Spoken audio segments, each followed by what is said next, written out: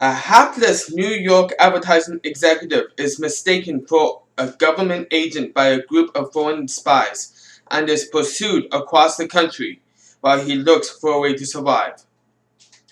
Hello everyone, welcome to another movie, and it's on a classic movie, North by Northwest.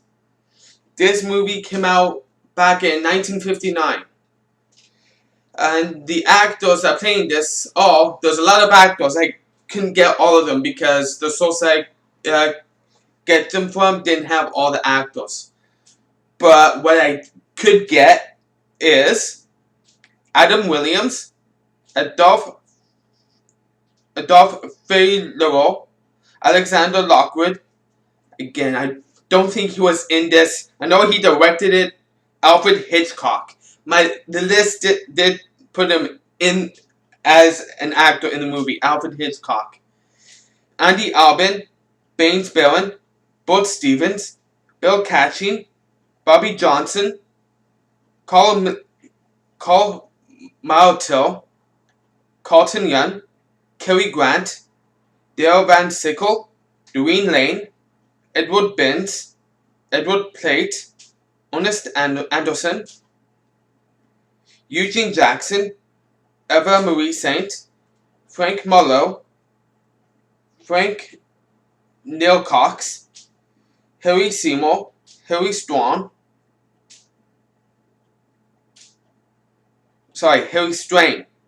Harvey Stevens, Helen Spring, Harold Negley, Jack Daly, James Mason, James McCallion, Jeffrey Sale,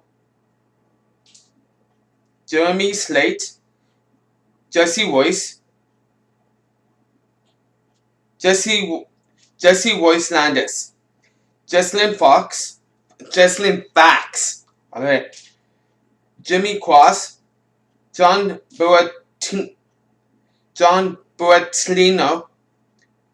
John Damlo, Josephine Hutchinson, Ken Lynch, Kenneth G. Kemp, Larry Leverett, Lawrence Dobkin, Len Hendry, Leo G. Carroll, Lee Tremaine, Lloyd Williams, Lucille Cortes, Madge Kennedy, Malcolm Atterbury, Martin Landau, Mochi Prickett, Maura McGivney, Ned Glass, Nora Mullo, Orland Soul, Patricia Cutts, Patrick McPhee, Paul Jenge, Philip Coolidge, Philip Obel, Ralph Reed. And the list I took it from said, and a bunch more. I think I got most of them. I might be just missing a few. It goes in alphabetical order, and I keep it that way. Okay, so my thoughts on this movie. Like I said before, this is a classic movie for numerous of reasons. One, this type of storyline, back in the day when this came out, 1959, the storyline was kind of like, not exactly, but almost unheard of, because this was one of the first movies that ever did this type of storyline, which makes it intriguing, a classic for its time.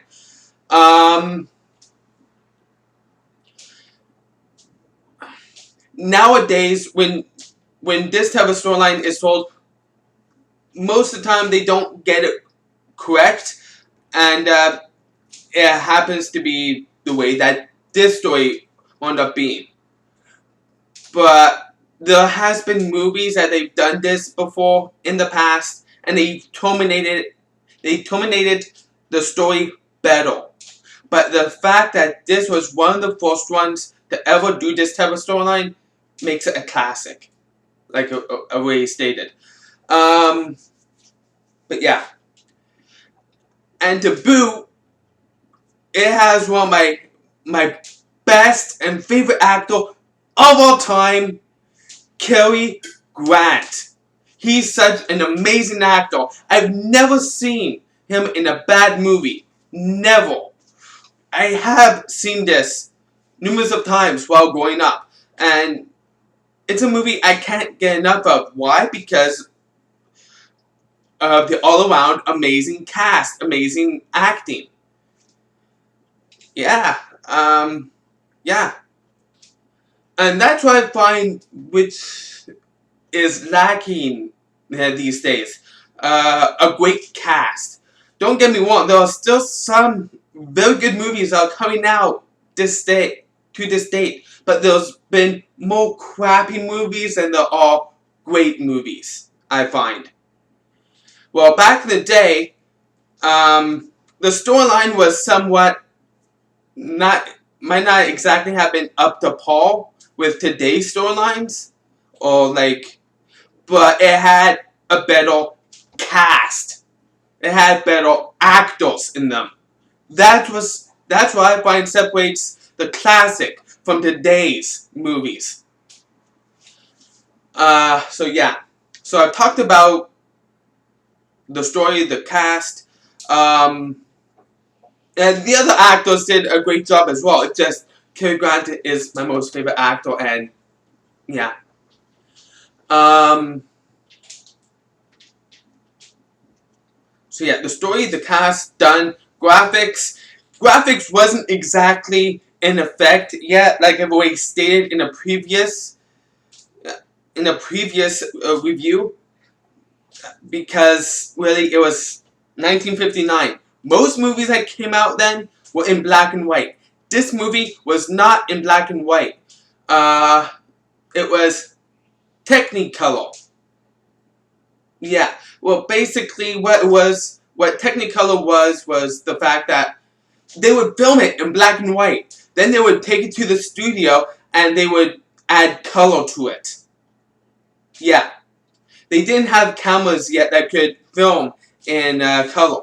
No. So they had to put it in at the studio. Technicolor. That's what they did with The Wizard of Oz back in 1939. And before the 60s,